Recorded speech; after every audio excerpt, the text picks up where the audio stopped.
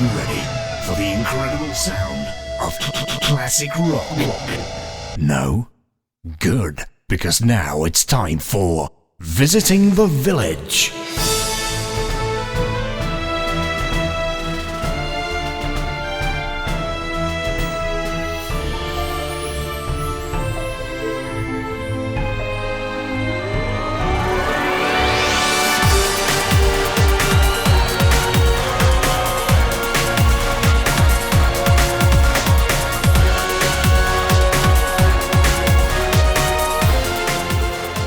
Hello and welcome back to Visiting the Village. My name is Paul Kilduff-Taylor and joining me once again is the wonderful Ian Hardingham.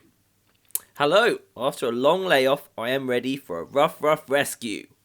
Oh my god. It's the top story. This week's top story is the Nintendo Switch. Yes, we haven't done a podcast for so long that we haven't been able to give our hot takes on the Nintendo Switch. We've got one story here, which was published by My Nintendo News. It was about the fact that the Wall Street Journal had an article saying that investors hated the Nintendo Switch. Nintendo's stock price took a bit of a dip. Producer Jimmy pointed out that company stock prices often take a dip when a new console is announced. I'm sure we'll touch on that. But Ian Hardingham, what are your thoughts on the Nintendo Switch? Yeah, this is pretty cool. We've been bigging this up on the podcast for a year. This is very exciting. It's like political websites get the election to gear all of their content around, and we have new console announcement from Nintendo as the main thing that's happening in our lives. Very, very exciting. I like this personally. It's basically, if you haven't seen it, pause the podcast and go and watch the very silly video. It's basically a smallish tablet that you plug half a controller onto either end that can also go into a weird dock and be used on your TV. I like portable consoles, so I'm going to buy this day one. The controller looks okay. You've complained about the fact that the analog sticks are in sort of quite wildly diverse locations on the left and right hand side of this. And I do kind of see what you mean, but I'm sure Nintendo have tested that. I'm excited to play Nintendo games on a new device. I really have to say I couldn't have been less interested in the Wii U. It just didn't work for me at all. I'm glad the production values and the sort of the shininess content of this are a bit higher. I don't think it's going to set the world alight, I have to say. I kind of think it'll be a relatively niche console like the Wii U was. But I'm definitely happy it's this, and I'm going to buy one. I'm also going to buy one. I think the Nintendo franchises that I like, as I've mentioned before, Animal Crossing and Smash Brothers, are going to be really good on this. I do have some big qualms about the controllers. I don't think Nintendo have a great history of ergonomics, certainly with the 3DS and the Wii U controller. They didn't do a great job of those, in my opinion. So I am worried about these controllers. I think they look uncomfortable. Yeah, I think Nintendo has a great history of ergonomics, but that history ended about 10 years ago. I think that is a perfectly accurate judgment. So that's my sort of personal view on it. Commercially, I am interested in this. I think there are ways in which you could cast this quite easily as a bad commercial move, but then a lot of more innovative commercial stuff, it's easy to suggest why it's going to be bad in advance. I think if you're kind of lining up the conventional arguments, it really looks to me like they don't know who this is for. I'm not sure it's aimed particularly at a younger audience. I'm not sure it's aimed particularly at people who are playing mobile games that they want to bring back. I don't think they really know. The fact that they've said it's a home console very emphatically in a press release and then released a trailer which is 90% people playing it on the move, I think demonstrates that as well. All of that I think is cause for concern, but I like Nintendo and I'm glad they're doing something interesting, and it's not my place to just say this is bad. Yeah, no, that's the kind of analysis that our listeners come here for, though. So it's clearly not competing with the Xbox One and the PS4. I think that we can say that definitively. It's just not in that space. Now, the main criticism I have of Nintendo is not with the product specifically. It's basically with what they're doing RE, the 3DS. The 3DS is very, very important to Nintendo right now. It's been incredibly profitable over the last few years, and if it wasn't for the 3DS, I think they might be in a little bit of trouble financially, but the 3DS has been amazing. Now, it's all very well to say that the 3DS is doomed long term because mobile phones are taking away from handheld consoles, and this is sort of borne out to be generally true in the West, nowhere near as true in the East, where Japan actually come from. But as far as I'm concerned, they've quite rightly ceded the battleground of the big TV consoles, but they own portable right now with the 3DS. And I want to know what they're doing with the sequel to the 3DS. I have this suspicion that they want to see whether the Switch can be the sequel to the 3DS. They're not positioning it like that, but because that's basically what happened with the DS originally, where they didn't expect it to take over from the Game Boy, but it did. They're trying to combine their upsides here, and they're saying, well, if this doesn't work, we'll bring out the real successor to the 3DS, and maybe it just will happen to work, so we kind of don't have to take any risks. I'm just not overwhelmingly convinced that's the right play. I would have liked to see them have the confidence to put the DS name on this, and for this to be the next one of that line. I also agree that not only in the East, where Japan comes from, but also in the West of the world, that I would like to have seen this be a more emphatic handheld. I agree with you. I don't think this mixed use thing is really the answer. I think it might be a nice sort of add-on to a primarily handheld product that you can plug it into the TV. I think that's definitely a nice add-on. Plug it into the TV, use a proper controller. I would really like that. I would like it if I could do it with my 3DS.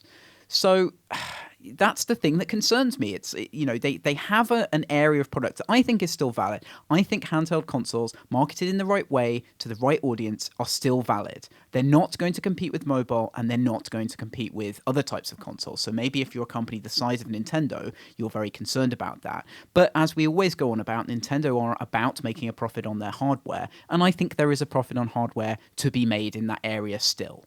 I'm sure a lot of people wouldn't agree with me, but that's what I think. So I would rather that they focused on that. But to be honest, I mean, launching a Nintendo-branded home console in the modern era, I have no idea what you should do for that. Absolutely. In this 2016, or 2017, when this actually launches. So we're both excited to play it. We think it's not going to take over the console landscape. But I want to see what it feels like to play. I can't imagine that I'm going to play it by giving one of my friends half the controller on a park bench. No. Even though I do think that's kind of a cool thing. And I sort of wonder whether that gets parental votes, whether that makes it more likely that 8-year-old Timmy's parents will buy it. I don't know if that's important. That feature of the Switch is the Switch's rear touchscreen. Like it's like the thing that people think might be interesting, but really clearly isn't, and is going to be used successfully approximately 0 times. That's what I think about that feature. I think I've got a bit more optimism than you. I think about some of the social games that have exploded recently. Stuff like Towerfall, Johann Sebastian Joust, generally sports friends stuff. I do think that there is kind of space for a thing you can bring to a board gaming meetup that has like a really gimmicky social game. And if they sold like another 2 bits of a controller for this in the right way, I could kind of imagine, not myself because I don't really do that kind of thing, but I can imagine plenty of people I know in the Oxford Indies scene coming to the pub with some bizarro game on their Switch and 4 controllers, and people playing it for half an hour. Now, whether or not that's important, I don't know. I don't know if that sells consoles, but I could see a sort of important minority using that. I mean, that as the best case sounds like the worst thing I've ever heard. So, I think it's kind of the best case. Good. All right, shall we move on? Yes, well done, Nintendo. Yeah, the other thing, actually, yes, before we move on, sometimes a platform holder does something and I just think, ugh, that's gross.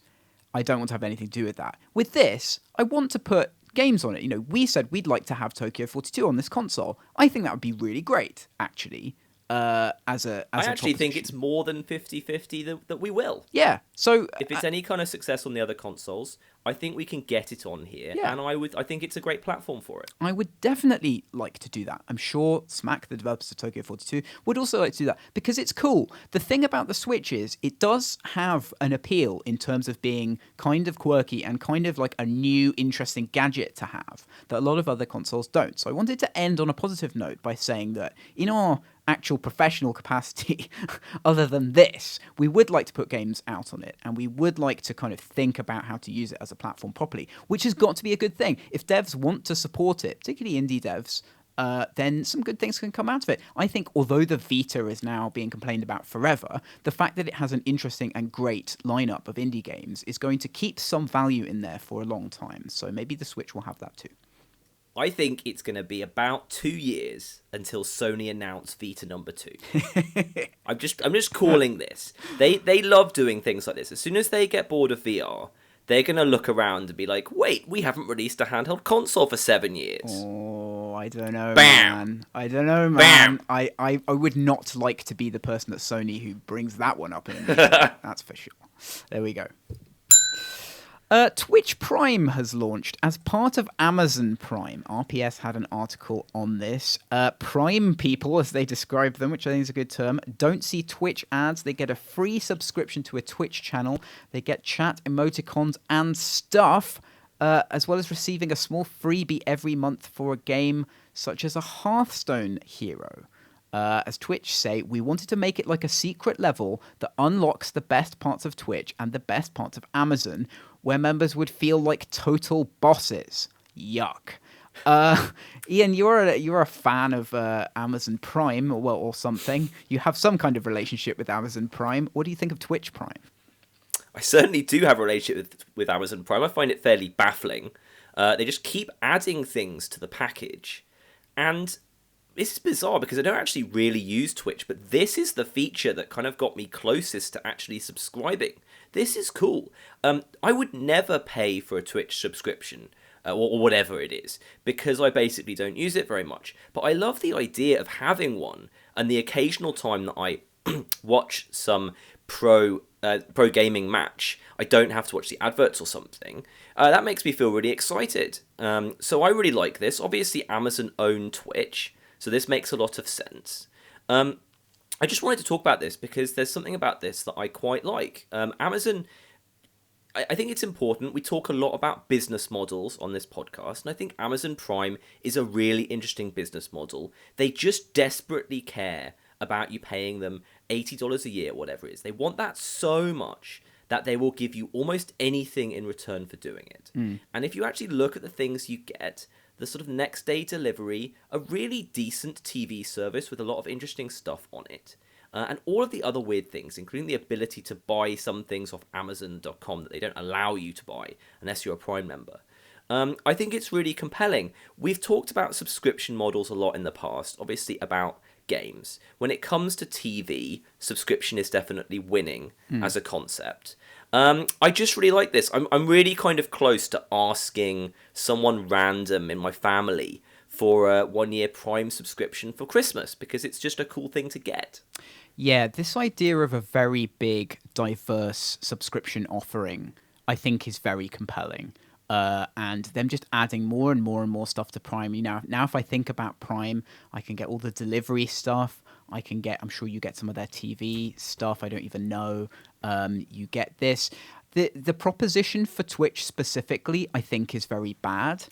When you're not watching a Twitch ad, what are you watching? Are you watching the streamers like empty kind of back in a second screen with some music? Because my god, you certainly see enough of that already on Twitch. I don't want to see that more. I'd rather see the same stupid Titanfall advert millions of times than that. So that's not very exciting for me in terms of someone who does watch stuff on Twitch occasionally. If you could watch a speed run of the first Zelda game instead of an advert, during that time, then I would certainly like that. So that's not compelling to me. But this idea of loading up a subscription, I mean, I've just been dealing with a subscription business model just now as my trial for After Effects has run out. So if I want to ever use anything with After Effects, I have to pay £200 a year to use that again. So I've been frantically searching for alternatives, of course, of which there are none because competition in that space is so bad. So Adobe know that basically they can absolutely wring money out of people with their incredibly punitive subscription model for Premiere, After Effects, Photoshop, and so on. And it's quite scary when a company gets that much control. So I don't know if I am an overall fan of Prime. Yeah, I agree with you on Adobe. I also think that the problem is that they've just so effectively monopolized that space. You're starting to see the bad things that happen with a monopoly. Yes. But a lot of people have tried to make a competitor to Photoshop, and they failed. So we're kind of stuck here, having to pay them a pretty crazy amount of money per year. I don't like it at all. But there you go. I don't sort of necessarily think the same is going to happen with Prime unless they really do stop you buying anything on Amazon without it. Anyway, we should move on. I think this is really interesting, and I may well get this for Christmas and watch some Twitch. Eurogamer had an article which stated that some Americans can claim $55 from Sony because of this ancient lawsuit against Sony for a period of time when a firmware update blocked Linux working on the PlayStation 3. Unlike the author of this news article, I do remember when that happened. It was very bizarre. It's called the OtherOS class action, which you can read up about. But yes, apparently, if you were affected by this at a specific time, you had an original fat PS3 in the US between the 1st of November 2006 and the 1st of April 2010, you can complain to Sony and get some money. What do you think about this? Yeah, I want to be clear. I'm almost certain that this update stopped Linux working forever. This was a specific thing that Sony did on purpose. Mm-hmm. I can't remember exactly why they needed to do it, but there were obviously some problems with running Linux on the PlayStation 3. I think it's interesting to talk about this, obviously so long after the fact. I kind of think it's sort of relatively appropriate to be allowed to claim about $55 for this, if you can kind of show that using Linux was an important aspect of your PS3. I have a PS3. I installed Linux on it a very long time ago. And while I can't exactly say I used it a huge amount of the time, I was sort of genuinely a bit annoyed when they removed it. And I just kind of think it's interesting to cover this as it finally is closed. I can't imagine more than a couple of thousand people will claim this. You and me are obviously generally a fan of what Sony does. I think it's a pity that my PlayStation 3 can't run Linux. It was such a cool aspect of the concept of PlayStation 3 that you could kind of use it as a really ghetto media center or something. Yeah. I mean, I understand why, especially with PSN security worries and stuff, you would probably not want people to be able to run Linux on your console. I can understand that. At the same time, we've seen a lot of the damage that kind of closed systems can do, and going forward in the world, more closed systems are a bad thing, and it's good to have some recourse against that. So I kind of feel mixed about it from that point of view. I mean, there are so many advantages to consoles and advantages to the way Sony and Microsoft do things in terms of how they wall things off. I play a lot of games on consoles now. They've successfully won me over as a customer.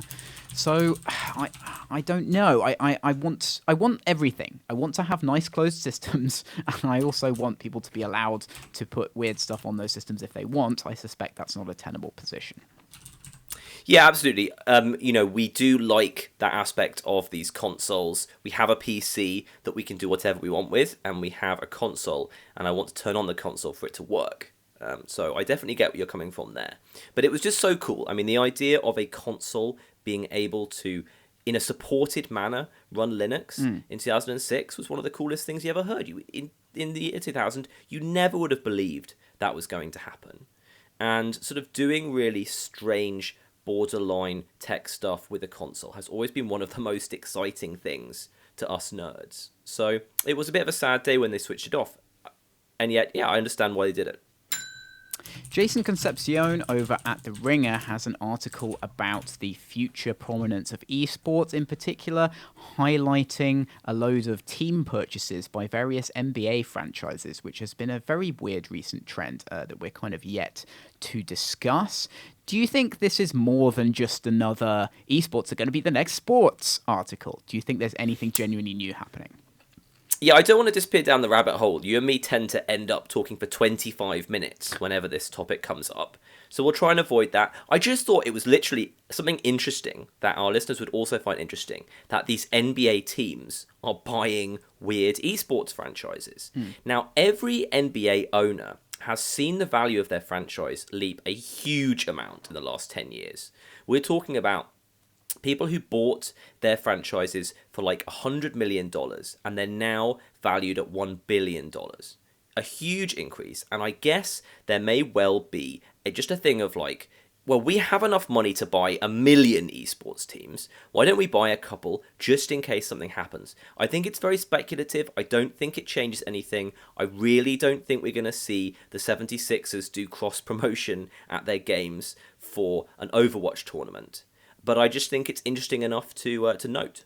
It's really fascinating that pro sports really is the business model that's going to understand esports best. I think acquiring some of these teams now, for some people, is going to work out as an investment. I think getting the expertise of people who've been around esports since its conception, but adding to that your expertise in terms of things like merchandising, TV rights, how to run a big popular kind of entertainment brand predicated on a sport, I think those two things do actually make sense. I'm sure for some people, you know, the experience is going to be bad, teams are going to be shut down. This will be one of the first things to go if these teams start losing money, so I could see that causing a bad problem in the future. But on top of that, it's extremely bizarre. I mean, the Philadelphia 76ers buying Team Dignitas, who kind of came out of like the very British Counter-Strike and even before that Quake scene. You know, these are guys who are kind of going to LAN parties in Birmingham and sort of winning £100 and a bag of chips. That's kind of where this comes from. So to see this kind of deal, also you get really strange stuff like, I think it was Shaq tweeting about my favorite Smash Brothers player, Nairo, because he's managed to sign Nairo or something. It's just very, very strange. It's a strange juxtaposition. Yeah, I don't know if there's any part of it that the NBA teams want to market their own product to people who watch pro sports, because I think I've always believed that people who watch pro gaming are actually sort of less likely to enjoy normal sports. Statistically, I've always believed that. It would be hard to find that out. And I don't know how big the gap is, but that's something that I think is true. Maybe these guys want to find a way of sort of subliminally getting the marketing for their big team into young people that maybe they feel alienated from their product, which is very important. So that's just a complete sort of brain fart, but that may be something that's going on. No, I think there's a lot of potential benefit here. As you say, the key factor is that for these gigantic organizations, that it is a tiny, tiny, tiny drop in the bucket for them to pick up an esports team. If I had an enormous amount of money, I would probably buy Team Dignitas, you know, a team that's been around for a long time. I'm sure you would. Yeah, it has a lot of expertise. I mean, I just don't think, even though given the sketchiness and weirdness of esports as a business, I just don't think that's a terrible play. You want to get a foot in the door, and actually purchasing a team, I think, is a very light way of doing that compared to some of the other ways you could be involved with esports. So it's really interesting to see something that fundamentally makes sense, but all of the outputs from it are completely mental. Yeah, in general, you'd rather be creating the content, and owning the team is the version of creating the content, I think, for this, as opposed to trying to start a new network, which is incredibly hard and much more expensive. So if you happen to buy a team that ends up getting a really exciting individual, that can be a worthwhile investment. So yes, I think we've covered this, but interesting times. I want to just roll on from this quickly to sort of do a mini topic, and this was a few weeks ago now, but we saw Neeb, who's a StarCraft player. He's the first foreign player ever to win a major Korean tournament. He won the Kesper Cup. Kesper being the traditional esports sort of union and organization in Korea, so kind of a very prestigious and traditional thing to do. Many people, many commentators, both Korean and otherwise, have said this was impossible, that it could never happen, that a foreigner could never compete at the same level as Koreans. And all of those people will now be backpedaling furiously, saying it's only one tournament and it doesn't mean anything, and blah, blah, blah. But I just think this is very interesting. It could well be a flash in the pan. When foreigners have done well in Korea in the past, it's often been such. But I just wanted to recognize this as a great esports moment, Ian. Yeah, I think this is important. This is esports Super Bowl 3, where the Green Bay Packers beat the New York Jets, something that was deemed completely impossible at the time. This is going to herald an amazing new era of parity between Korea and other places, and Neeb is the person who has made it possible for everyone to compete at the highest level. Whether or not we'll see any more consistent foreigner victories in Korean tournaments, I have no idea. But it's interesting, and it's the kind of story that definitely brings kind of lapsed StarCraft watchers such as myself back into the scene for a bit to kind of look at the game and see how the game is doing. These personality stories were really, really interesting kind of back in the day, 2010, 2011. You had the amazing Jinro with his great run in GSL. You had other instances of foreigners kind of having, occasionally great results. So it's always nice to have these kind of underdog stories. It's very good for the sport as a whole. So well done to Neeb. Yeah, and also great for something important to be happening in StarCraft. Still my favourite esport. That's enough of that. Gama Sutra has an article about designing the elusive target system in Hitman. Now, this is their kind of daily challenge thing that we've talked about quite a lot before. Did you get anything from this, and are you still excited about the elusive targets idea? I'm just generally excited by the new Hitman. It finally finished this season, if we must call it that, last week. Prompting a lot of retrospectives on the 6-episode game from journalists, and I thought it was great. I think this game is great. I've loved playing the episodes as they've come out. The internals of the game are incredibly solid. It's really brilliant, I have to say, the new Hitman. Everything works for me. When you read this article by the designers of Hitman, you get an insight into how much money they've got and how much willingness they have to really investigate around the game that they've got, to do various different things.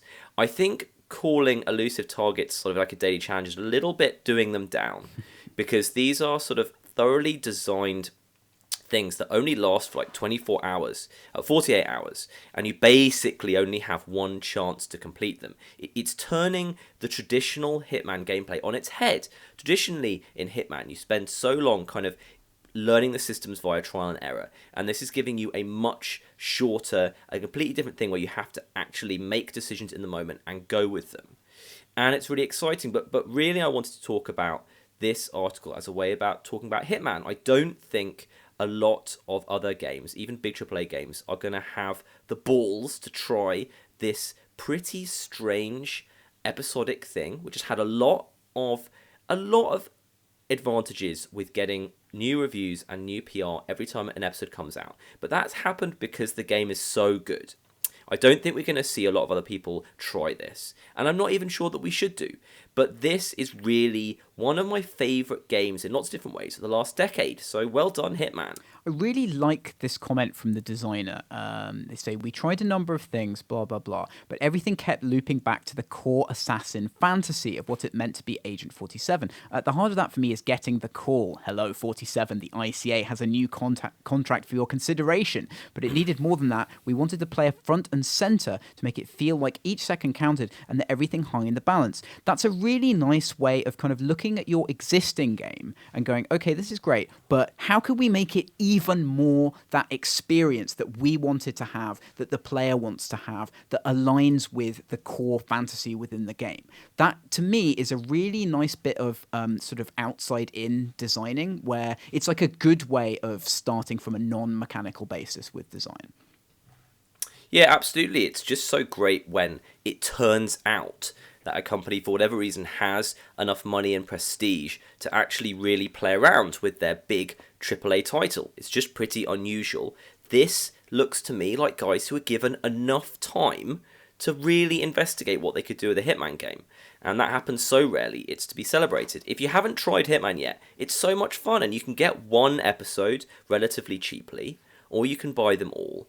And it's such a nice game to just go and explore. It's one of the... I'm not sure I've played a game which encourages just exploration as much as this game does. Just the way that it lets you feel relaxed to go and see what's happening. You've got to work out what all the systems are in each level, how things change over time, and it's just really pleasurable to go and do that. I need to get on board with this. I did try the beta, but I didn't sort of click with it immediately. But I'm kind of ready to. Yeah, do the it original prototype level is a bit weird. It is cool and it's a good tutorial. But the first proper level in the airbase is quite good, and then the second level in Paris sort of really opens up and is really great. So it's definitely worth sticking with. Alrighty. Rowan Kaiser had a really interesting article on his Medium page. I believe that's his personal Medium page. Let me just check. Yes, it is. About a company called Mindcraft. No, not Minecraft, he says. And he calls that issue part of the problem. But Minecraft famously, or rather not famously, created a range of different games in different genres in the same world, which is highly unusual and isn't done very much. There's a lovely map on here which says the lands of Deruvia, which is good in its own right. Do you think more companies should be making games in multiple genres in the same world? I think it's a noble idea. I think it's basically, though, pretty much a non-starter, because you've got a load of fans, and they're fans of that game. Making a very different kind of game is risky. Obviously, we've seen some stuff like this with Gwent, for instance, like card game spin-offs. That seems to be something which does happen.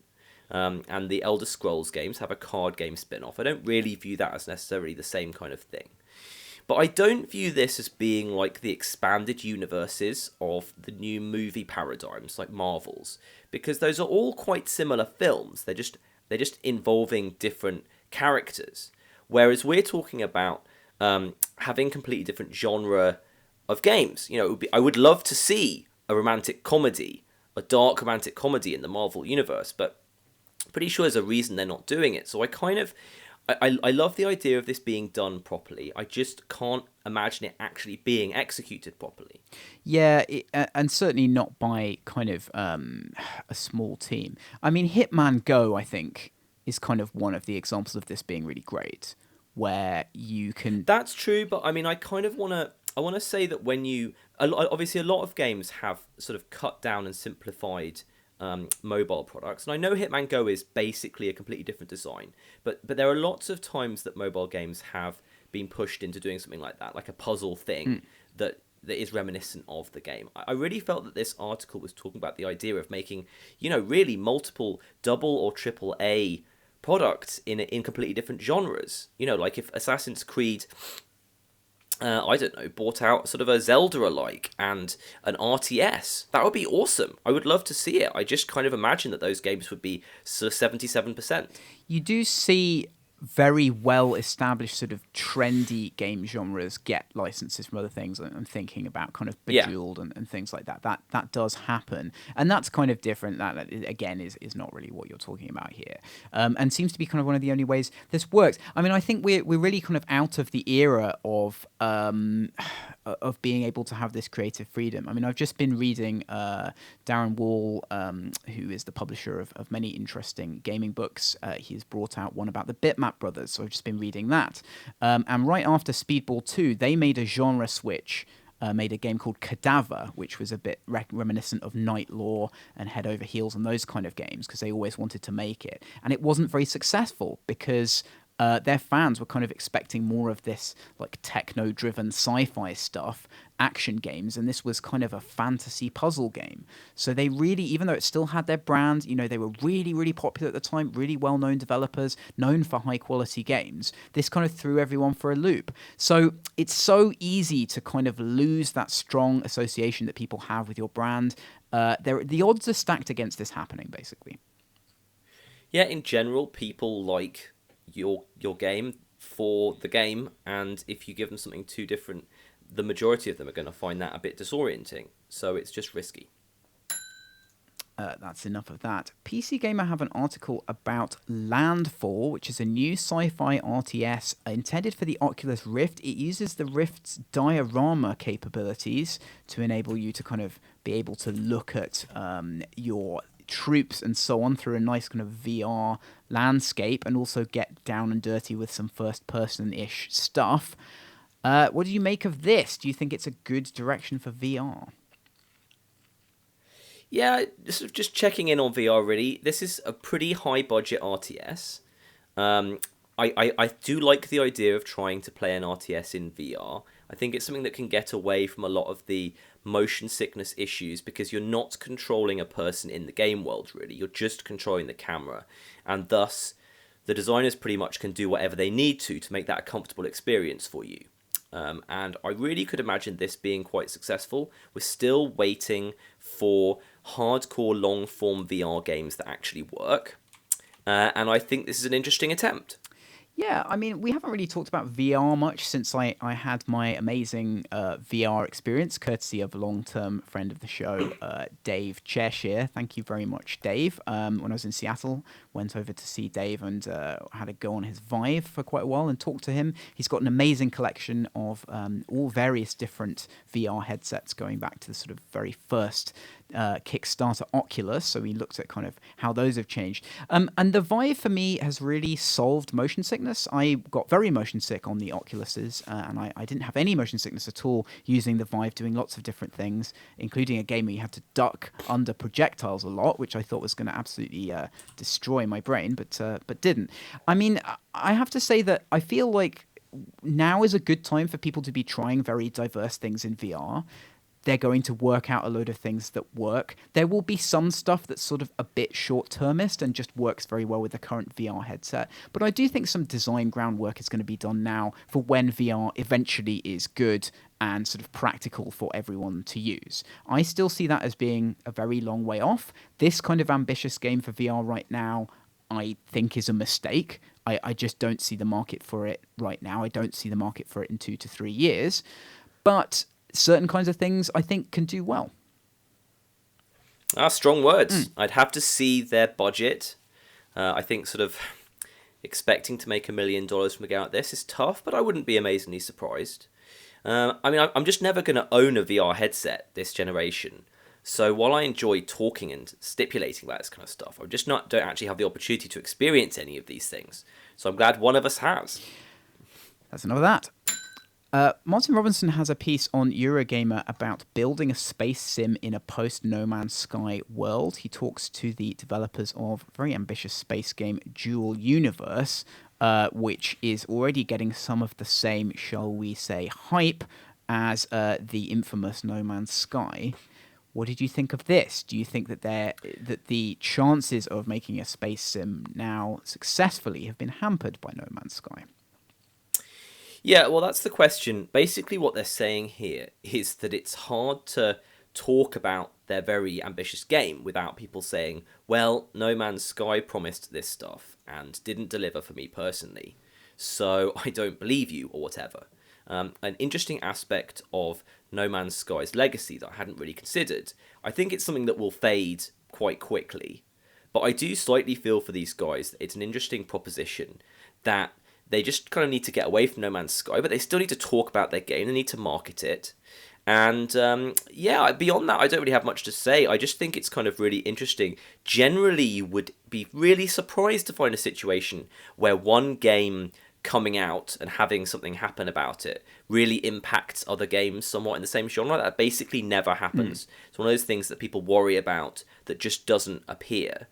But in this case, I can kind of buy it. I think people I'm not sure if you were looking forward to a certain vision of No Man's Sky. I don't know what you do now. Like, do you switch to another game expecting that to do it? Are you just convinced that it can't happen?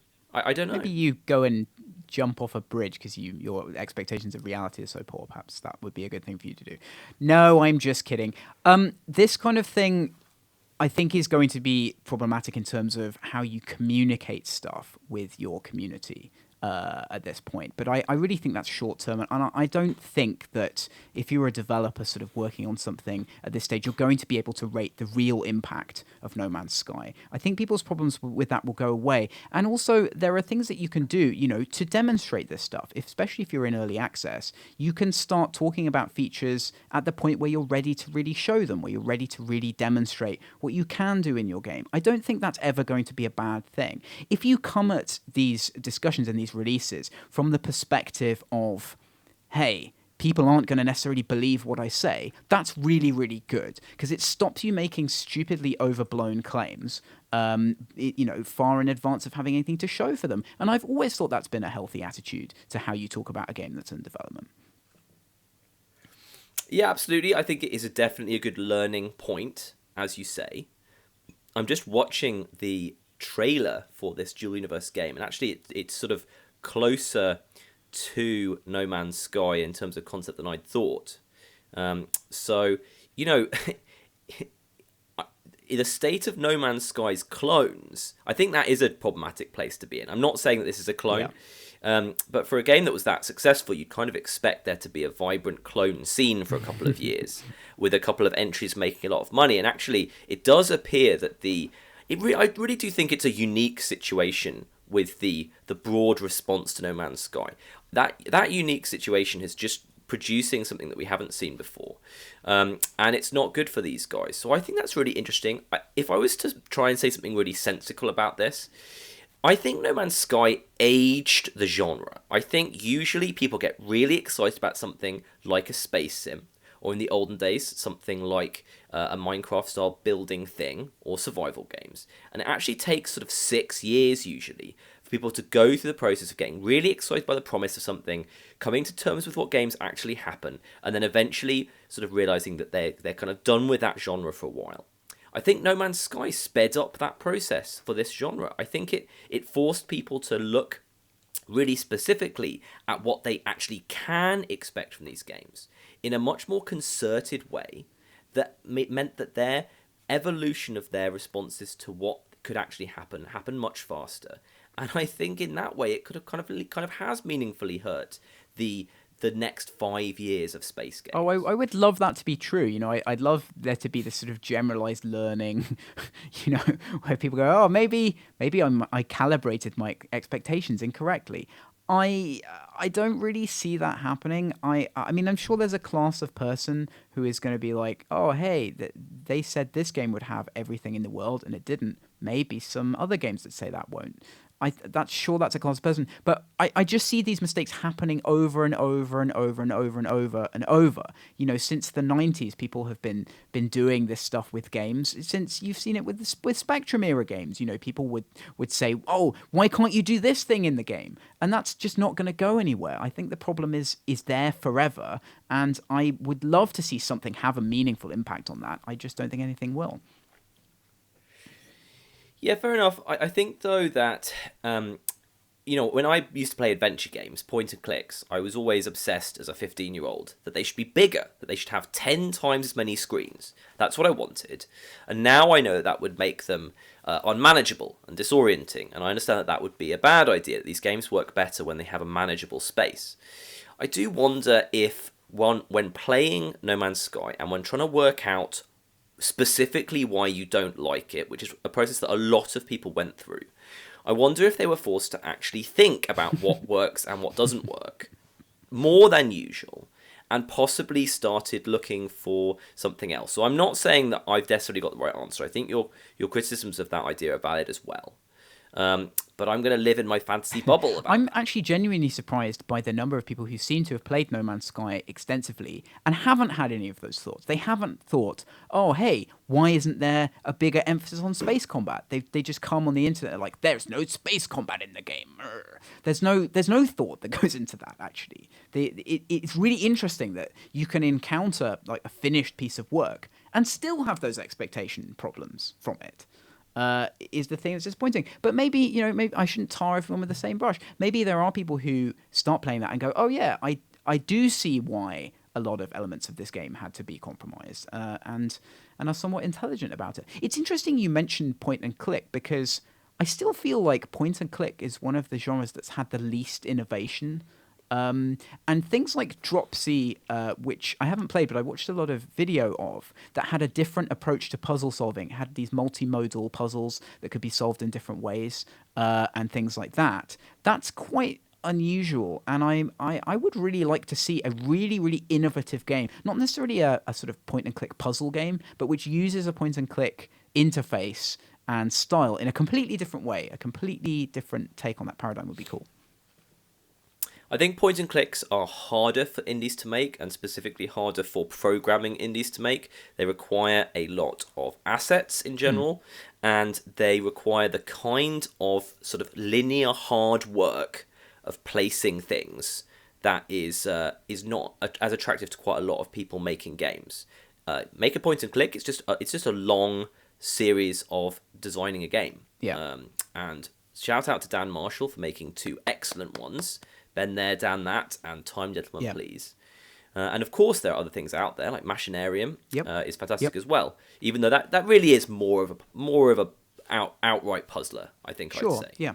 Anyway, interesting point. Yeah, I just don't think it quite lines up with the things that gets us modern indies really excited as much. Well, that's a very good point, actually. Maybe there's some way around that someone clever has thought of.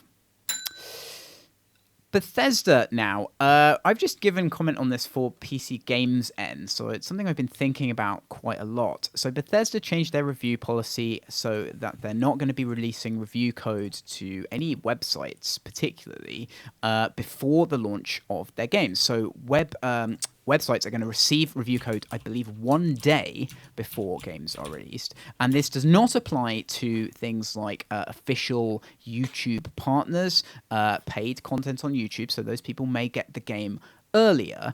They basically said in a statement that that they want to be fair to everyone and that they respect coverage. This is a very, very interesting issue. I want to hear what you think first. So I haven't thought about this for a while. I did think about this when it came out. I'm unclear. If you're giving the game to YouTubers at a specific time, you should be giving it to all journalists at that time. Sure, if you have an exclusive with a specific YouTuber, fine.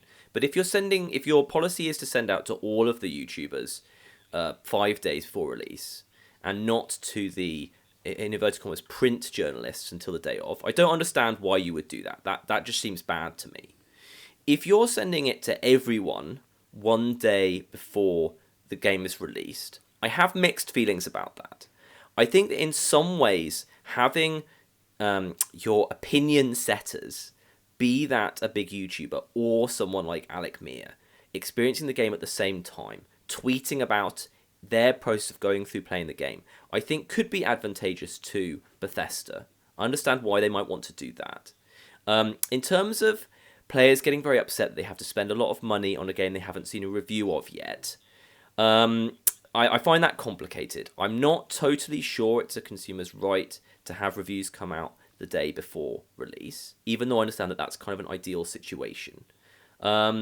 Those are my rather scattered thoughts. So I think they're making a distinction, which a lot of people will make, and also we will be making, between reviews and other types of content. So someone playing a bit of the game on YouTube and talking about it is not a review. So you can have that, but you can embargo like full reviews until a specific point. So that is a distinction that's often made. And I think it is a useful distinction when you're promoting a game.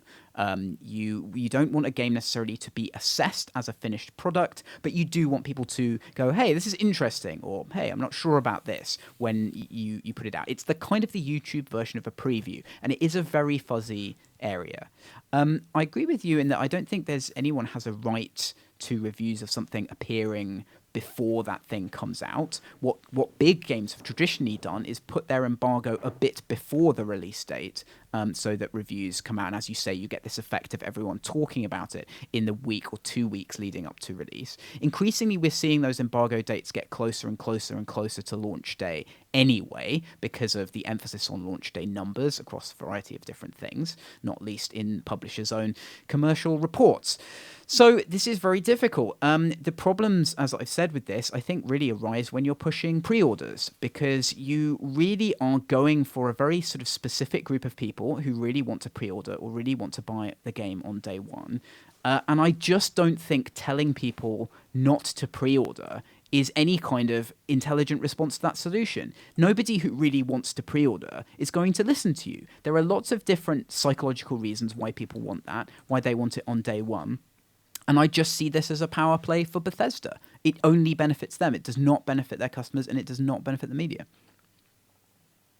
Yeah, I've never actually really understood journalists getting so upset with the idea of pre-orders. If I want to pre-order a game, that's part of me getting excited for the game. If it turns out to be bad, I don't personally blame the reviewer for that. I guess some people do.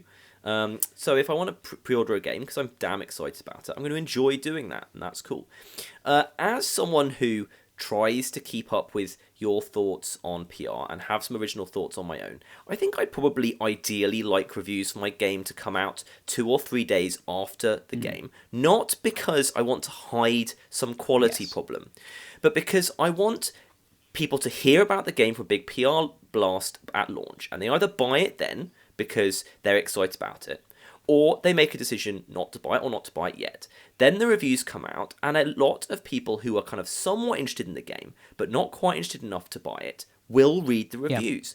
The review is then a great opportunity to persuade those people to buy the game, assuming you've made the game good enough. Maybe they don't quite understand what it's about. Maybe there's a feature that really excites them that makes them immediately go and buy it. So actually, I definitely would prefer it to be a couple of days after, where I've managed to get the game to all the people who are just excited because they believe in me as a game producer, they believe in what I'm doing, and then reviews as a good way after that of kind of persuading people who aren't quite on board with sort of a really detailed analysis. That's what I would like. And that's what every publisher would like. And I think that's the kind of publisher's nirvana if everyone could achieve that. Unfortunately, the pressure on numbers at launch means that even if reviews are negative and they're sending loads and loads and loads of traffic to your store pages, you still want that, unfortunately. So you still have to do this stupid dance of timing reviews to come out for launch, which is really painful. But I would also love a world where it was totally fine for reviews to come out later, and big games with massive marketing budgets can do that. They don't really care about reviews. They only care about reviews affecting their pre-orders and sort of building a negative picture of the game. Now, Bethesda don't release bad games. I'm sorry if you think that that's a ridiculous statement because you didn't like one of their games. They do not release bad games, in my opinion. They release high-quality games. So the thing that I agree with you about most is that this is not to hide substandard products. You're not going to see the quality of their products go down. Believe it or not, it's incredibly bad business practice if you have a big brand that relies on games that need a lot of DLC and reissues to ever release a bad game. It is never in their interest to do that. So all of this online discussion about like, oh, it's so they can sneak games out, blah, blah, blah, blah, blah, that's a load of nonsense. If there's a consensus in the reviews that there's a really bad bug or that it doesn't work with certain graphic settings or whatever, that will eventually get fixed in the usual kind of slightly slow, janky Bethesda way. So don't worry about that being affected by this. Yeah, it's definitely nonsense in Bethesda's case. There are other publishers who do that kind of thing, smaller ones. Yeah, I do understand that that a lot of consumers feel that they desperately want to buy an important game on day one, and they also desperately want to have had a review by then as well. The idea of just saying, just wait 2 days, doesn't work for them. And I do actually kind of understand that. I'm someone who gets very excited about things. I'm a very faddy person, and I like being on the cutting edge of what's going on. So I want to buy certainly back when I was buying a lot of games and had a lot of time to play games, I wanted to buy them on day of release. I would go down to Computer Run on a Friday afternoon and I would buy the new games that had just come out. And that was very important to me, not to have to wait till Monday. So I definitely do empathise with those guys. But, the thing that's most important to me is that I'm able to make enough money to continue spending all of my efforts making games that I hope are great. And I think that this whole nonsense that goes on around launch, being able to have some control over that is pretty important. One of the things I think that does bother me about this is sort of the precedent. Kind of these bigger publishers can change and erode the norms in the games industry. So we've already seen, and indies have done this as well, we've already seen a massive erosion of confidence in both early access and pre-orders because of idiots trying to do terrible short-term business practices, just releasing crap that they know is crap too early to get money. And that really depresses me. We put a huge amount of effort into making sure that our early versions, our betas and so on that we've sold in the past are really, really good. And instead what we've seen, our reward for that basically is a load of people kind of capitalizing on the goodwill that we've helped to create by releasing rubbish stuff and then removing effectively the opportunity for us to do that again. That does make me very angry. This is why we can't have nice things. Right. That's enough now. We move on. Evolve's creators are no longer working on the game after taking it free to play, which we heralded as an interesting move to kind of reboot the intriguing system and franchise that was Evolve. Does this make you sad? Not particularly. I'm happy they tried it. It obviously didn't work. That's totally fine. This is very sensible. They made a good go of it. They released it as free-to-play. It's a really good game. Not enough people were interested in the free-to-play version. They're no longer working on it. Nothing is wrong with that. And I'm going to allow you to make any counter-comment you would like before I use this topic to pivot to Titanfall 2. I agree with you. I think it's fine. I think you need to be able to try different things. I don't know if they're going back to paid now, or are they keeping it free-to-play? No, they're keeping it free to play, and it might be shut down, though. The only thing that we know is that the original developers have their contract to work on it has ended. Shutting down games is bad. That's my comment. Yeah, that's not good. So I guess we'll see what happens there. Please pivot. Okay, so I have a really hot take on Titanfall 2. It is unforgivable that EA even greenlit Titanfall 2. They should have known from what happened with Titanfall 1 that Titanfall 2 was not going to be a commercial success for them. Titanfall 2 is, by all accounts, a brilliant game that has had a gigantic amount of marketing money spent on it, has had across-the-board amazing reviews, and has performed underwhelmingly at the market. EA had the knowledge, the ability to predict this with the first game, and there will not be a Titanfall 3. What criteria are you using to determine that they should have known this would happen?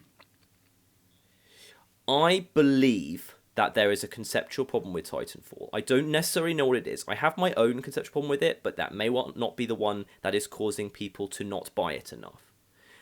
However, I think if you looked at the marketing spend versus the sales of Titanfall 1, I believe, I don't know this for a fact, I believe that if you'd done proper analysis on that, you could have known that there is a conceptual problem with that series. And I think that doubling down the sequel is going to have cost them quite a lot of money. Even with EA's sort of pretty consistent history of sort of mildly underwhelming first chapter new IP, then becoming successful with sequels? Like, there's enough data there that they can get out from under the noise of that? Maybe it's true. I mean, I preface this by saying it's a hot take. Maybe you're right, and that they couldn't have told from the data that this was a conceptual problem as opposed to a solely persuading people problem. But the results, when you have a game that's this good, that's been marketed this strongly, and has done, by all accounts, 25% of the sales of the original, I don't actually believe... First, I don't believe that's due to it being released in between Battlefield 1 and Modern Warfare. And sure, maybe I'm wrong about that, but I don't really expect EA to get it that wrong. I think it's something that you should have been able to predict. Again, I could be wrong, but this is what a hot take no, I is, was interested friends. if you were making a differentiation there, because that's something that I don't know. I don't know how you go like, oh, this was sort of a bit bad. Let's do a sequel, and then it will be fine. I don't know how you make that call. I suspect that my suspicion is that you can't do analysis that's good enough to tell that. I think it's just done intuitively. And sort of politically, that's my suspicion. Maybe there's some amazing algorithm somewhere that can tell that. Well, I mean, my suspicion is that the reason this happened, that the sequel happened, is because basically, in order to get Respawn, who, to remind our listeners, was created by the guys who originally made the Call of Duty franchise and studio, they left Activision to create the studio to create Titanfall. I basically think that they had a big contract with EA. It may even have guaranteed a sequel. But whether it did or not, my suspicion is that EA may well have seen some warning signs, but were sort of unable to be extremely ruthless for maybe personal relationship reasons or maybe contractual reasons. So decided to kind of hope that the things that they were sort of, shall we say, worried about from the numbers. I'm not convinced. I don't think that you can get an algorithm which tells you, but because I think there are too many complicated aspects. But there is going to be a lot of data of, how much marketing there was. This was a game that people were very willing to cover. Titanfall 1, this is very willing to cover during the creation period because of the lineage of the game. I think it's.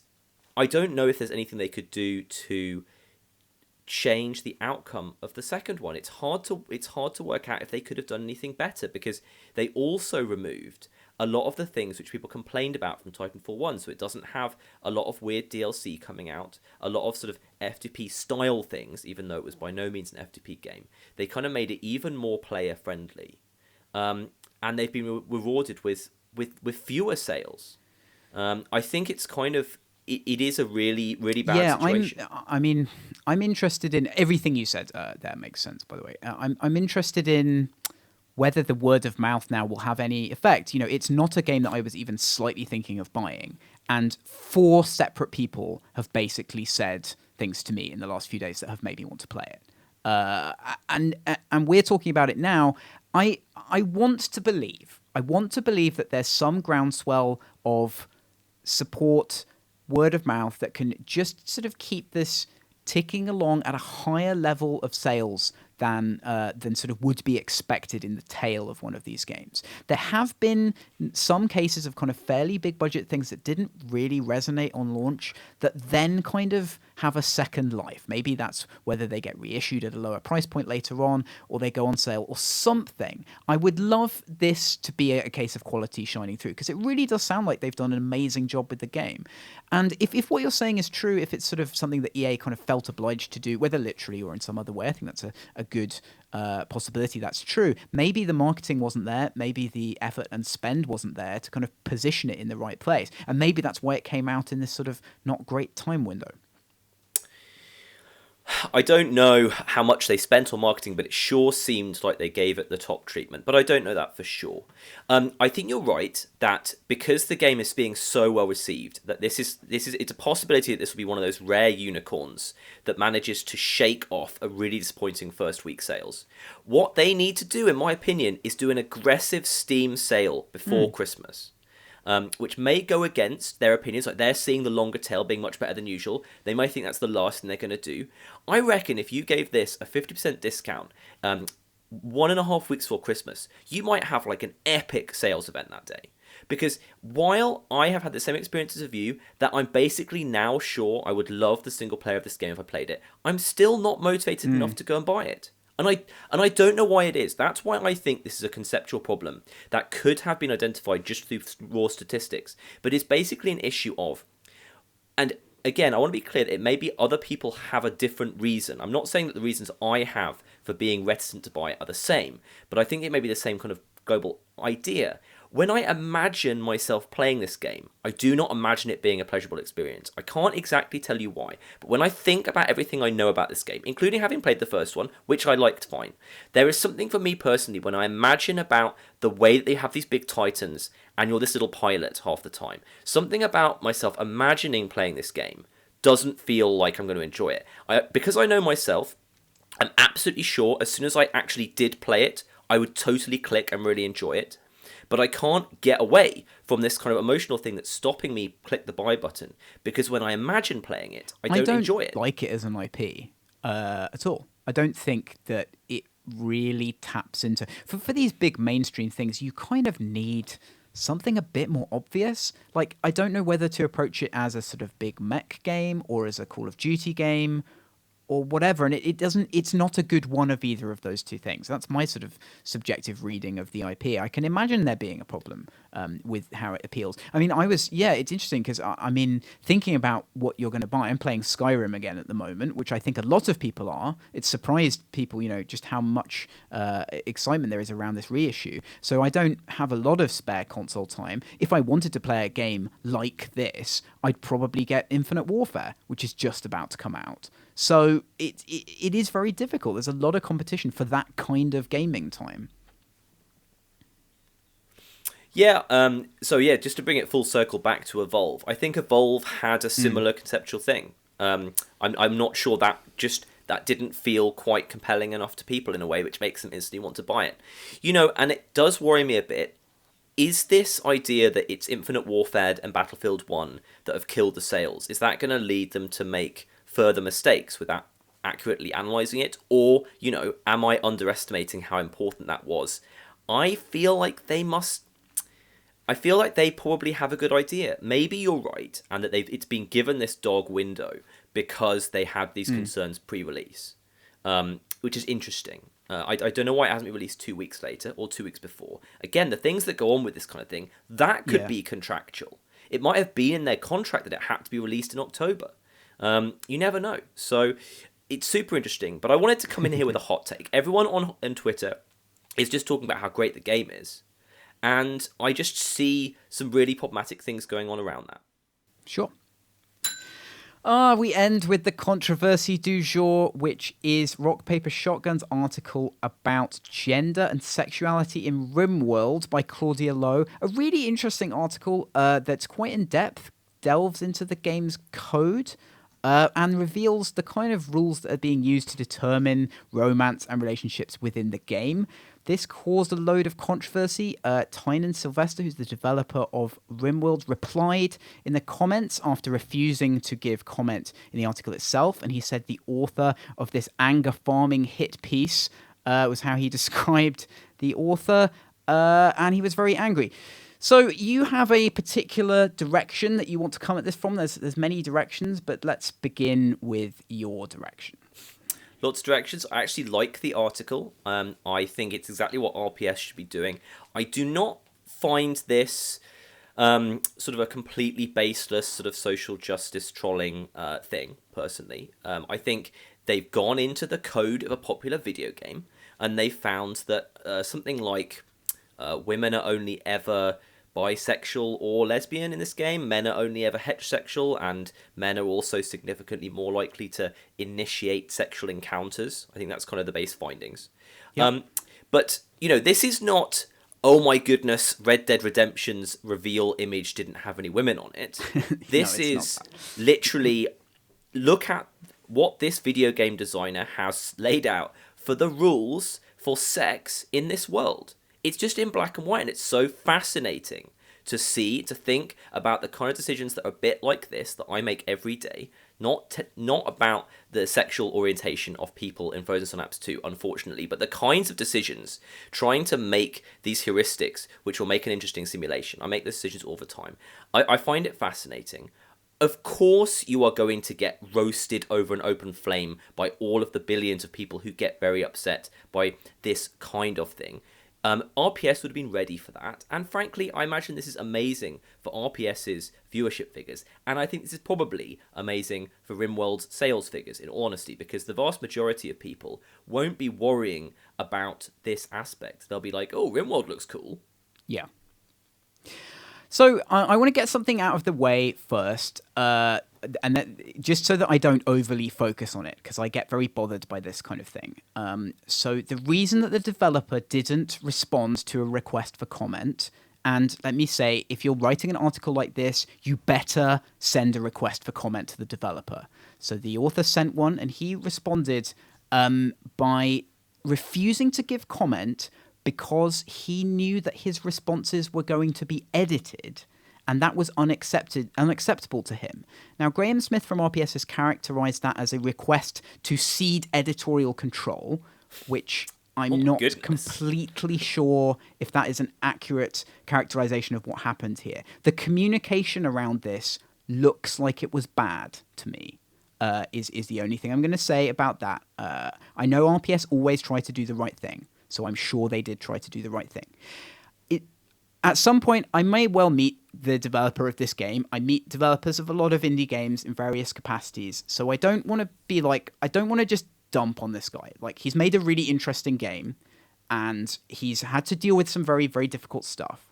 But unfortunately, refusing to give comment on a controversial issue for a completely normal journalistic procedure, which is editing comments for brevity, that is a dumb decision, and it is the wrong decision, and nobody should do that. There are reasons that you don't comment on things.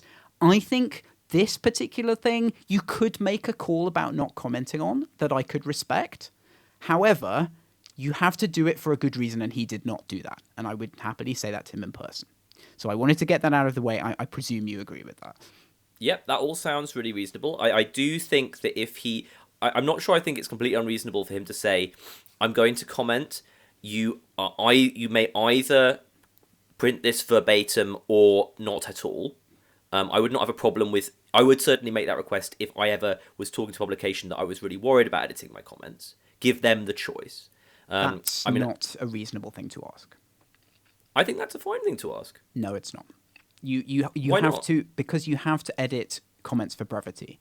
Otherwise, you will just you'll be pasting someone's essay into the middle of your article, and you may not want to do that. Well, I'm giving you the choice. You can either print verbatim, which I think is a totally reasonable request, or you don't print at all. I don't think there's anything wrong with that. I don't see why you have the right to edit my comments if I specifically don't want you to.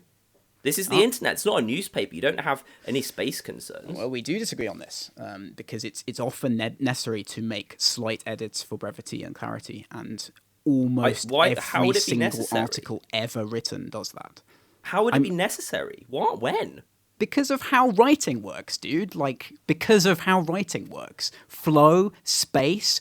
You might want to insert comment between something someone says. You can but you say, don't get to do it. I'm telling you can't do that. Yeah, that's dumb, and people might well refuse that. It's a dumb thing to do. If you want to publish your own comment in an unedited form, you don't do that on someone else's website. You do it on your own website. So you can no comment this, and then you can write your own comment somewhere else. That's a perfectly This is great. I do. absolutely couldn't disagree more. This is fantastic. I don't think that... I think this is an article by a journalist about a product that's been created by someone else. And I definitely think that there should be some give and take. And if he wants to have the ability to write something and say, you can either print this exactly as it is written or not at all, I would view that as a completely reasonable request. I think I agree with the sentiment that you wouldn't want everyone to do that. But we are talking about it's a really good article, but she's taking aim at this guy. She is going to set a huge amount of angry people on the internet at this guy. I think that the least she could do is give him the ability to comment in the way that he feels comfortable doing. Yeah, that's not how anything works. If you do an interview, it is an interview, and that has a set of accepted structures around it, one of which is editing for clarity and brevity. You have to accurately represent what someone says. There's laws about that, so you expect the journalist to adhere to those laws. If you want to issue a statement, which is what he's done, he's issued a statement. That is totally fine. The way in which he's done that is bad. It's a legitimate choice. If you consent to an interview where your comments are going to be part of someone else's article, then you must necessarily consent to editing. I don't agree, but that's cool. It's good to disagree. That's how everything works. That's how these articles get written. if journalists had to guarantee that someone was 100% happy with every single edit that was made to their quotes, there would be no journalism. It would be literally impossible to do that job. I just don't think you have to have that one rule for everything. I think you can have special circumstances. And again, most articles are not setting the rabid masses on someone. You know, like when someone interviews us about some aspect of one of our games, that's not going to cause a massive problem for us. It's probably, you know, not beholden in general to ask us for comment if they're talking about some relatively benign aspect of Frozen Synapse 1 or something. But for something as charged as this, where, as you mentioned, it's really important that everyone does the right thing, I'm not sure that I agree that it's unfair. You know, he's contributing to this article. If he makes a comment, this article is better. So he is offering something in an article that he might well prefer wasn't published at all. He doesn't have the ability to stop it being published, quite rightly. But I think it's a negotiation. I think the journalist would prefer to have his comment. It makes it better. He's making a request, which I understand that expecting RPS to negatively edit your comment is... that's not something that I would expect from RPS, although there are publications that I might be more concerned about that. So I just don't think that just because the majority of the time, you know, and all these rules, by the way, you know, came from print, and they've changed now for the internet. Like, I don't think it's going to kill RPS's page if they have sort of verbatim thing printed. I think that's kind of being fearful of that seems a bit hardcore for me. Yeah, well, we obviously disagree. So that was the issue that I thought was easy to get rid of, but it clearly isn't. The other stuff here, I think, is... it's very difficult. This kind of thing is something that I think when you're making a simulation, you have to think about what you're simulating and how that comes across and the values that you're demonstrating through that. However, games are games and they have to be fun, and simulating something in the real world very literally is often not going to result in a fun gameplay experience. So there are definitely tensions here. There's also the problem that you can't accurately simulate human relationships.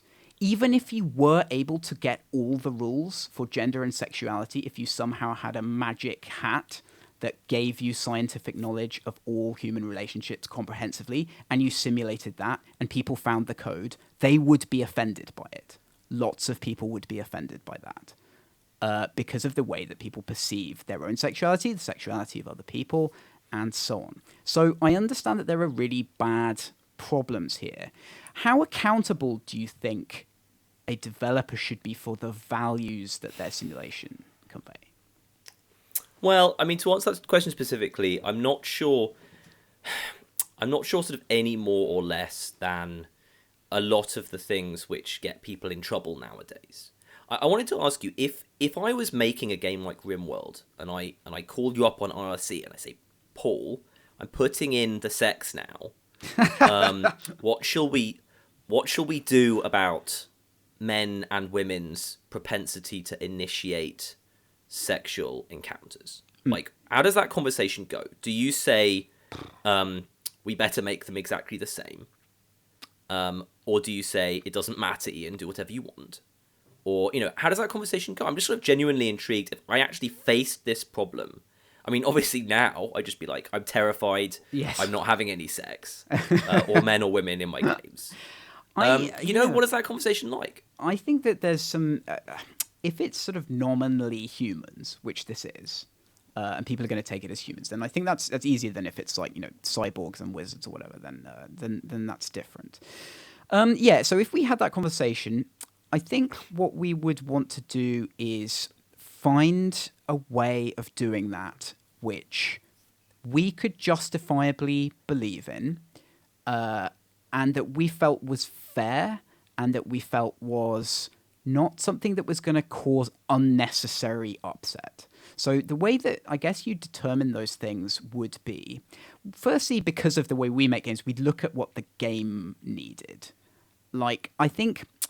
And so I had an example of this that I thought about, which was, let's say if you have different races in your game, which have different skin colors, and then you need, for gameplay reasons, to make one of the races have a greater propensity to do something negative, like, let's say, drop litter or something inoffensive.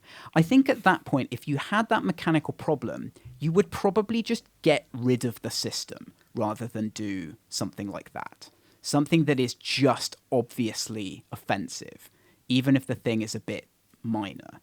I just don't think it would ever be sort of worthwhile to get yourself out of that design hole by doing something really offensive. But you may have a different view on that. Yeah, no, I think that's probably right. I'm just wondering if 10 years ago, or if I'd been living in a cave, for instance, and I just didn't know this kind of thing upset people. I'm just wondering if I would be like, you know what? The women in the game should be less sexually active. I'm just kind of trying to work out if I could ever be in a situation where I'd be like, both hold that opinion and think it wasn't offensive. Sure, I think I'm just trying to remember if ever that was true. Yeah, I think that could happen to some people. Yeah, absolutely. Like, I mean, if you look at kind of how our awareness of people who have different beliefs from us has changed in the last 10 years, then yeah. Yeah, I mean, when I was at all boys boarding school, my understanding of women was not particularly accurate. And if I was writing these rules then, I might write something like this. Yeah. Nowadays, I just don't think that what's being put down on the page here is accurate at all. Anyway, so yeah, I don't want to get too bogged down in it. I certainly don't think this guy's a bad person because of this stuff. Although, I don't know what he's like. Maybe that he is. You never know. But certainly, based on this, he's trying to make an interesting simulation, and he just puts down these rules one day, without really thinking about it. Is what I imagine actually happened. He's like, within my experience, this is what happens, or within my perception, this is what happens. So this is what I'm doing, and now it's all blown up. I mean, obviously, if I'd done this and then this happened with being pointed out like this on a major website, my comment, which could be edited for brevity if they liked, would be like, oh, this is really bad, I'm sorry, I'm changing it right now. Because I don't like, I certainly I think it's okay if you say, I'm sorry, I have read a lot of stuff and taken it seriously, and this was the wrong thing to do, and actually I don't want to be defining the differences between men and women in my computer game, I guess. Yeah, absolutely. Is that fair?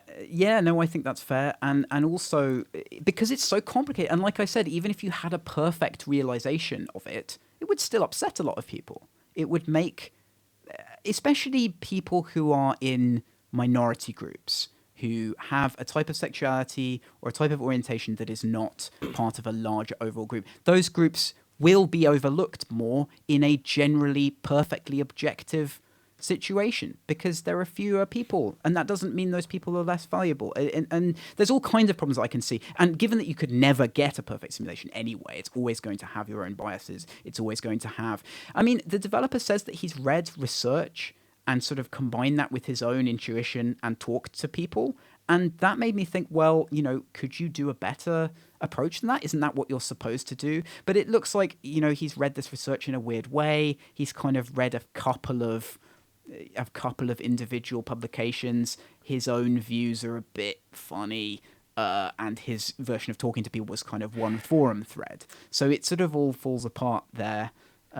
This is so complicated because, I mean, just to sort of take a different tack on this for a minute, I mean, the guy's making a simulation of a computer game set on a weird planet, and he probably wants to see certain kinds of stories evolve, Mm-hmm.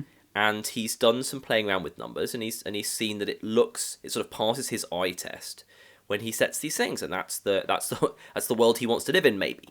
You know what I mean? Like, that's the world he wants to see simulated, and I think it's so amazing for us to be sort of working out the morals of making a simulation of like, well, in my simulation, men are more whatever than women. It's kind of like, wow, we're actually suggesting that he shouldn't have done that. Yeah. Like, we're actually suggesting that the morals are that now, when you're making a simulation, you shouldn't be able to do. That's really interesting. Like the future is catching up with us here. It absolutely is. And I want to this thing about the article being a hit piece.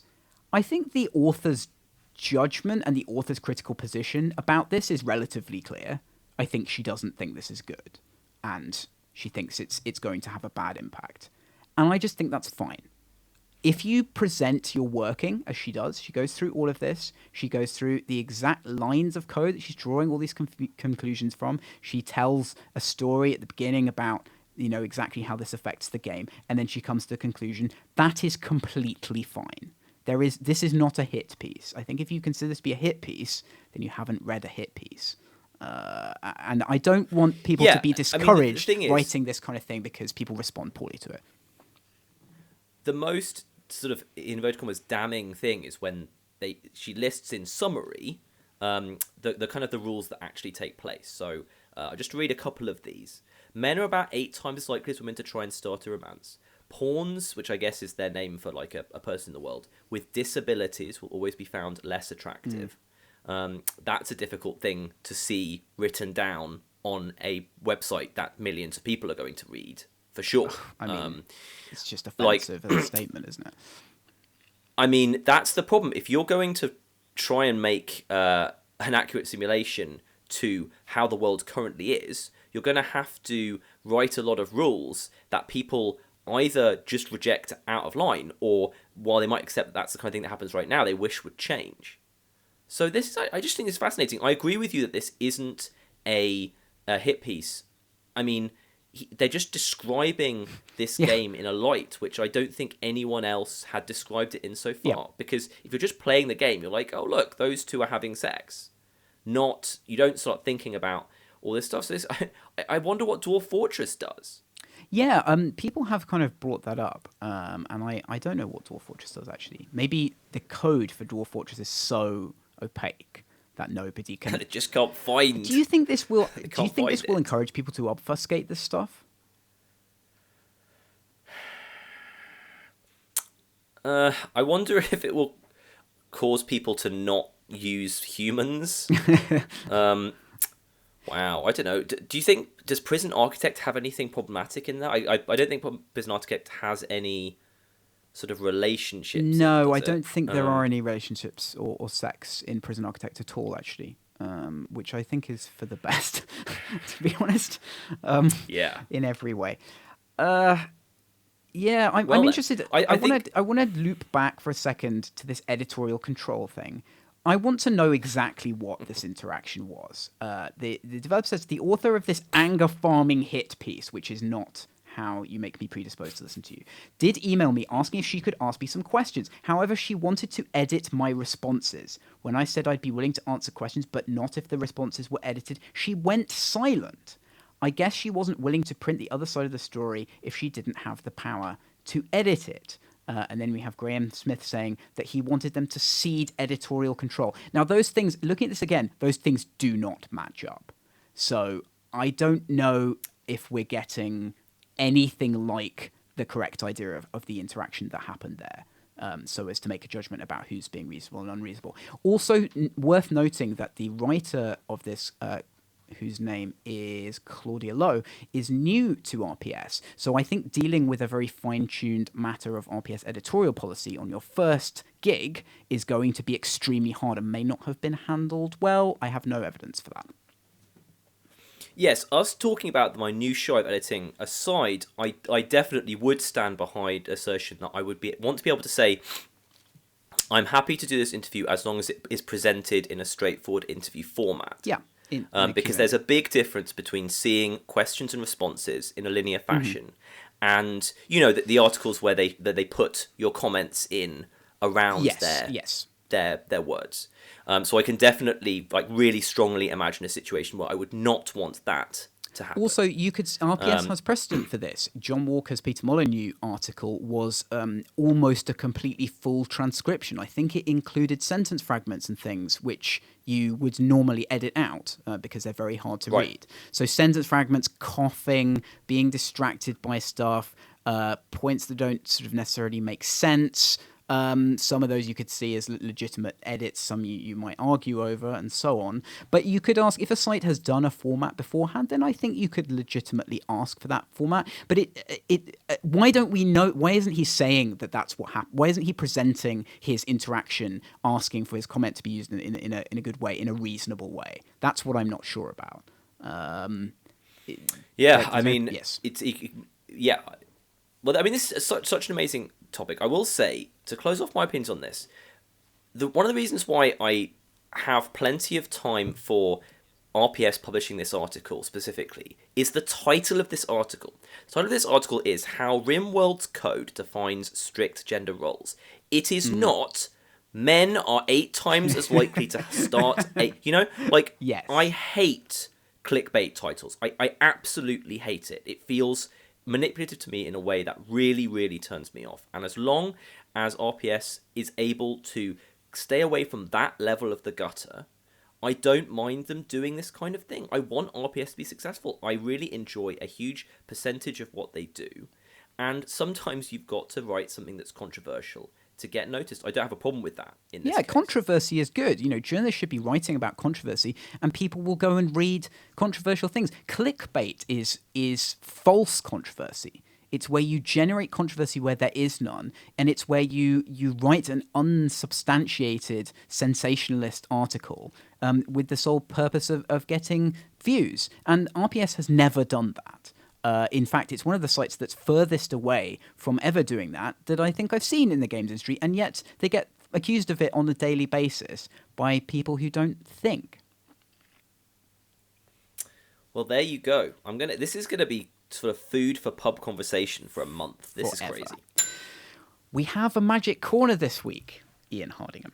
Yes, and even more magical than that is the fact that Google Docs managed to tell you in Amazing. time. We're tired from talking about lots of topics and that mammoth thing that happened just now, but this is something that's interesting. So LSV is a Magic player and commentator who is one of the 3 greatest Magic players of all time. Is incredibly popular as a caster of Magic. Think David McEnroe level popularity on that level, and is in the midst of having done something which I think no one has ever done before, which is top 8 3 major Magic championships in a row. This is the setting. Now, with all of that being said, he is still playing at the highest level. Magic Wizards have just hired him to be a full-time commentator of all of their big tournament content, which quite specifically means he will no longer be playing in the big tournaments as of 2 weeks ago. So this is a really fascinating situation. I think it's the right call by Wizards. This guy is so popular. Of course, they want him to be the face of the coverage that they desperately want to get more popular of their game. But I just don't think we've seen before. Basically, I'm going to use the word athlete. An athlete at the top of his game, in the midst of a historic streak, just stopping to be a commentator. Yeah, that is unusual. Wizards have history here, though, because they did the same thing to the most well-known, most successful female player of all time when she was at the height of her career. And a lot of people were upset by that because she was a role model for them in the game. If they were a woman and playing the game, a lot of people looked up to her, and they were sad that they wouldn't see her in tournaments. But it was worse because she actually went behind the scenes into game design at Wizards. Oh, well, you have the info. That's I didn't know that. in the documentary, the Netflix Magic documentary, which is really interesting. So taking people out of your community like that for these reasons is weird. But yes, imagine like an NFL star just like starting his commentary career, kind of, it's just amazing. Yeah, well, I think it's like basically Andy Murray doing it now. That is genuinely You're amazing. still totally competitive at the highest levels, and you just stop. But you would have, that would be the greatest way to launch your media career. It would be amazing. Like you would do so well, like, and also maybe save yourself some injury and some disappointment late career. Just like in most sports, I think that the very top level of commentary will earn more than 95% of the players. That's definitely true in the NFL. I'm sure it's true in things like soccer. And it's likely to be true of this person in Magic. We don't know how much LSV is being paid. Visiting the Village, Magic correspondent Tom Richards and I stipulated maybe $100,000 a year, which would just about place them as being ahead of most, but not necessarily all players. So there's nothing egregiously weird about that. The top commentators are incredibly important. Marvelous. That's the end of that. Do you have any film and television lounge area items for this week?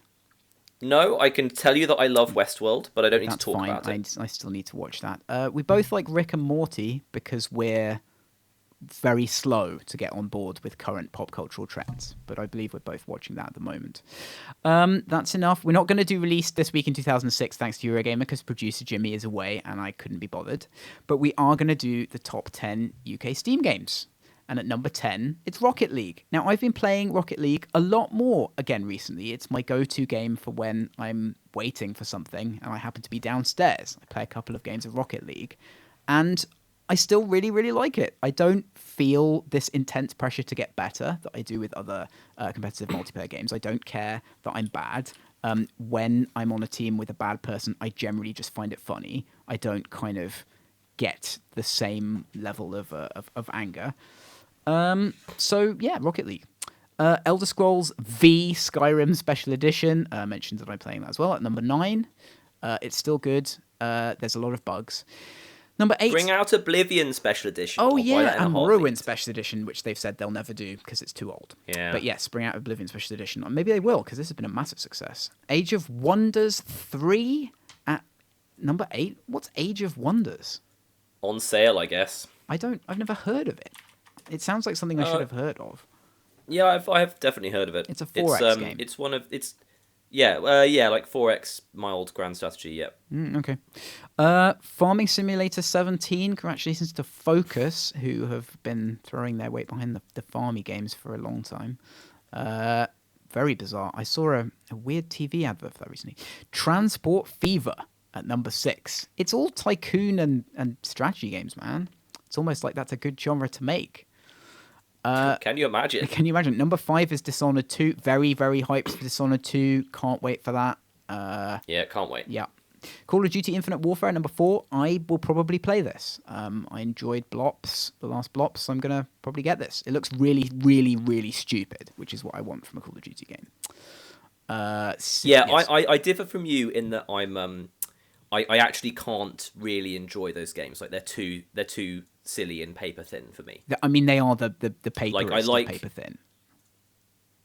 Yeah, it just doesn't quite click for me. Like I can deal with Battlefield usually, which feels just for some reason a little bit more comprehensive. Yeah. But like I would rather play Shadow Warrior 2 and likely Titanfall than that person. Sure, I mean Battlefield single player is like a legitimate game. Call of Duty is just like a really stupid cutscene that you occasionally press the shoot button during, which is fine. Yeah. Sid Meier's Civ 6 at number 3. Another thing that I want to play, this is like the games Paul wants to play week. I definitely want to try this. It's been ages since I tried a Civilization game. Friend of Mode 7 and Tokyo 42 developer Sean Wright is being forced away from this game while he finishes work on his own game. I think that's going to be his 6-month sabbatical afterwards, is playing Civilization 6. Call of Duty Infinite Warfare at number 2 as well for some broken Steam reason. And Football Manager 2017 at number 1, which has overwhelmingly negative review scores from Steam users for some technical reason that I can't remember what it is. But congratulations to them anyway. I would not like to be releasing franchise Football Manager games at this point with the amount of complaining that people do about things. Now, my phone is blowing up, right? So I better call an end to this particular podcast. All right. It's been a good one. It's been a good one. I will see you guys next week. Goodbye. All right. Well, we don't have any reasonable listener questions this week. Martin Binfield asked me something about a superlative robot every week, and I still refuse to answer that because it's stupid. But if you do have any questions that you'd like us to answer next time, please tweet them at me at Mode7Games, and we'll incorporate them within the next show. But until next time, thank you for listening, and goodbye. That's it, children. Time for bed. Don't forget to pay us a visit at www.visitingthevillage.com.